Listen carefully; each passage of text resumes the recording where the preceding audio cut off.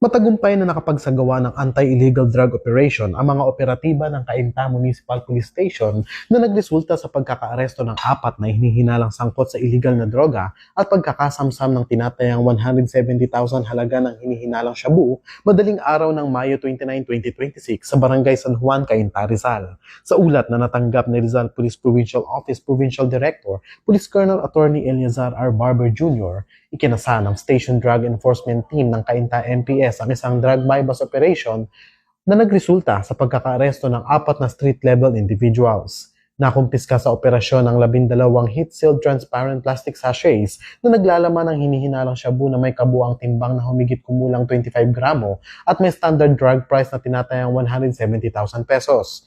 Na-recover din ng marked money, recovered cash money at iba pang drug paraphernalia.